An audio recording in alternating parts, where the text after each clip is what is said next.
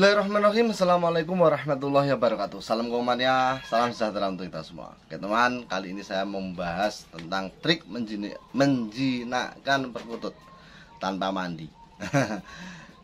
Tapi juga dengan cara mandi. Nah, ada beberapa trik untuk menjinakkan perkutut. Bagi teman-teman mana yang bisa diterapkan, monggo ya. Jadi saya ini cerita pengalaman saja.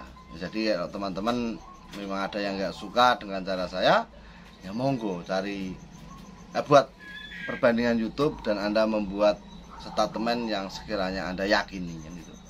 Jangan seolah-olah Anda benar sendiri dan saya salah. Ini bagi saya kurang etis dalam sebuah pembelajaran ya. Jadi apa yang sekiranya Anda alami dan Anda yakini, monggo ditularkan ke teman-teman, komen di bawah nggak masalah. Tapi ya dengan cara yang baik ya. Karena apa? Komen yang jelek itu Anda merendahkan diri Anda sendiri. Saya itu nggak masalah. Cuma saya kasihan saja ketika Anda ngomong jelek dan seperti kemarin perkutut buntel mayat itu hanya di ujung sayap katanya itu. Terserah monggo, itu hak Anda dan saya sudah tidak melarang Anda. Ya.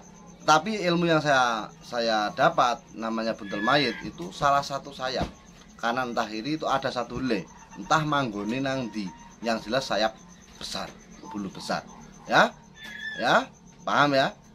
Jadi itulah ilmu ya. Ilmu itu nggak mungkin satu arah, tetap banyak perbedaan. Nah, Anda yang pandai mencikapi itu semua dengan cara yang bijak, berarti Anda lah yang luar biasa ya. Hargai Anda sendiri, diri Anda sendiri dengan cara komen yang baik. Oke, langsung aja, malah takon tinggi.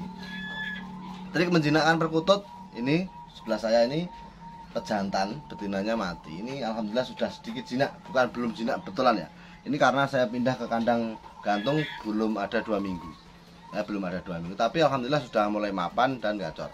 Nah, trik yang saya buat untuk jinakin perkutut ini adalah sistem seperti halnya overbirai, alias cabut sayap.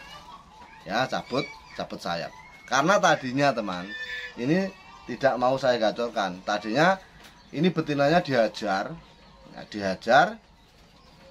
Jadi trik ini saya temukan secara tidak sengaja. Ya, betinanya dihajar sampai puarah. Akhirnya saya cabut bulunya, saya ganti betina lain. Ternyata apa? Betina lain juga dihajar terus. Akhirnya saya ambil keputusan untuk saya kasih gacoran saja, tidak saya produkan. Alhamdulillah ini sudah mulai gacor ya, hariannya sudah bagus. Nah, ini belum jinak 100%, dilus-lus belum bisa, tetapi kalau cuma orang lewat sana karena di sampingnya insya Allah nggak gelabak terlalu keras. Nah, ada beberapa keunggulan trik menjinakkan dengan sistem ini. Nah, dengan sistem cabut sayap ini. Ini sayapnya posisi sudah tumbuh sempurna ya. Tadinya di nyabutnya saya di kandang ternak. Lu berarti 1 minggu sudah penuh sayapnya. Bukan 1 minggu sudah penuh, tapi proses tumbuhnya itu di kandang ternaknya itu. Kalau saya masukin sini sudah mulai ada tumbuhan tumbuhan. Bulunya sudah mulai tumbuh dan ini insya Allah sudah hampir sempurna tumbuhnya. Oke, ada beberapa keunggulan trik menjinakkan pakai cabut sayap, bulu sayap. Yang pertama, kita tidak merusak burung perkutut kita, dalam arti tidak terlalu gelabak. Karena apa? Sistem ini kutut akhirnya tidak terlalu liar karena bulu sayapnya hilang tadi, kita cabut tadi ya. Yang kedua, trik ini trik yang paling cepat saya gunakan dalam menjinakkan perkutut ya. Sangat cepat sekali, ini saya anggap sangat cepat karena bisa ini belum mau dipetetin itu aja ya. Ini suaranya ngebas bagus, alhamdulillah saya engkel ya. Jadi ini saya anggap sudah lumayan jinak.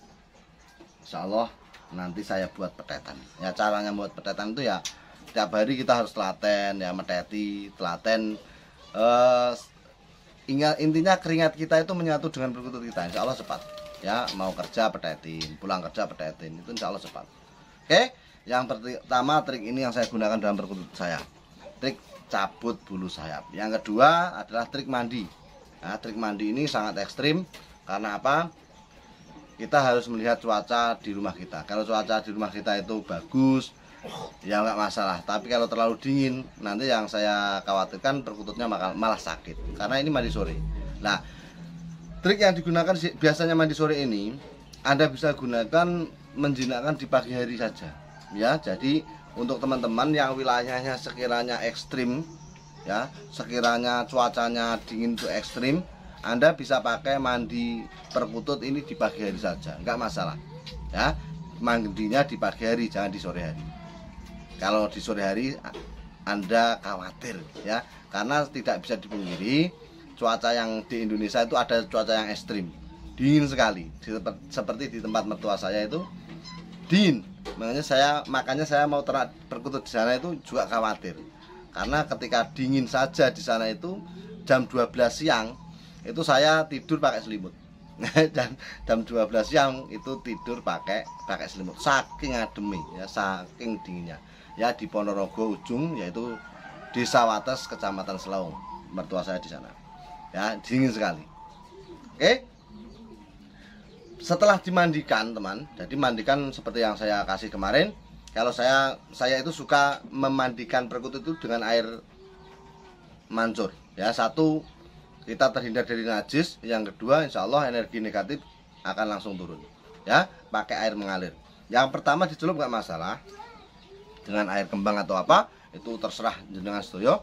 Yang jelas saya di sini membahas cara menjinakkan, bukan cara membangkitkan energi dan lain-lain, ya. Dikasih air tersebut, setelah sekiranya bersih, nah, kita cuci dengan air kembang atau yang disiapkan dalam wadah. Setelah itu kita kucur dengan air yang mengalir.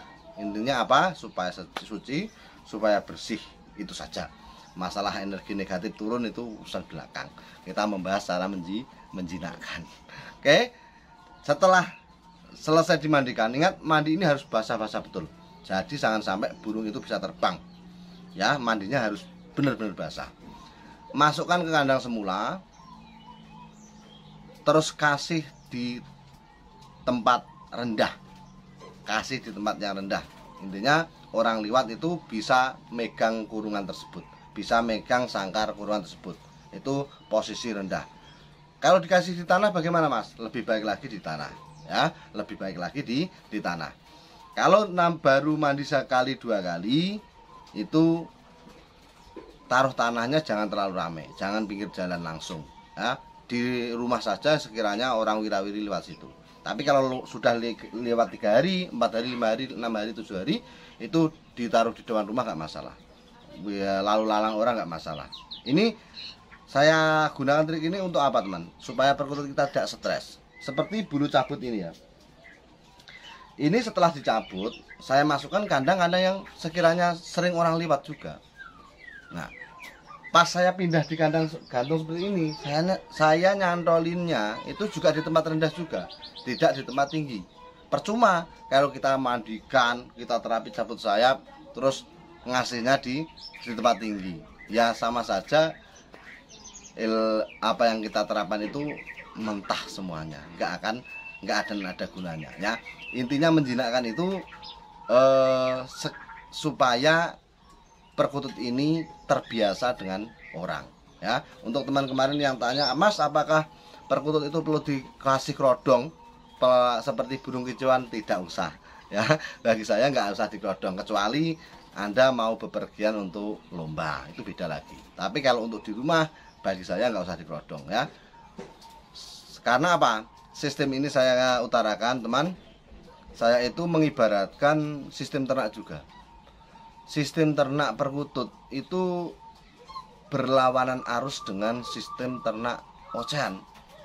Kalau ternak perkutut itu jarang disambangi, jarang dilihat, itu malah nggak produk. Tetapi kalau ocehan, setahu saya ternak ocehan itu kalau sering tidak sering dilihat, pokoknya ala kadarnya ngasih makan dan minum sebagainya cukup, kita tinggal, itu malah produk. Nah, kutut itu sering kita di kandang, sering lalu lalang di sana, sering ditengoki telurnya, sering megang indukan, itu malah dapat produk. Nah, itu kebalik saya bilang, timbal balik dari ocehan. Begitupun burung dalam anggungan, saya kira kurang lebih berbanding terbalik dengan burung ocehan ya. Jadi sistemnya mandi dan cabut sayap. Setelah dicabut sayap dan mandi, terapinya yaitu tadi, gantung jangan terlalu tinggi, ataupun kalau bisa di tanah untuk beberapa waktu. Jadi nggak terus seharian di tanah, tapi beberapa waktu, entah 2 jam, 3 jam sampai kering ya. Intinya kalau dimandikan taruh tempat yang ada angin-anginnya biar cepat kering. Kalau tempat cabut sayap, taruh di tempat manapun nggak masalah ya. Nanti setelah kering, setelah dirasa cukup di bawah, baru kita candolkan di tempat sekiranya orang lewat itu bisa nyentuh. Ini trik menjinakkan perkutut yang saya anggap sangat cepat sekali. Oke teman, sekian, semoga bermanfaat trik menjinakkan perkutut bagi teman-teman yang mau menjinakkan. Yang jelas yang di sini saya jinakkan adalah perkutut yang sudah dewasa ya, yang perkutut yang sudah dewasa. Sekian salam ngingkutut sampai patut.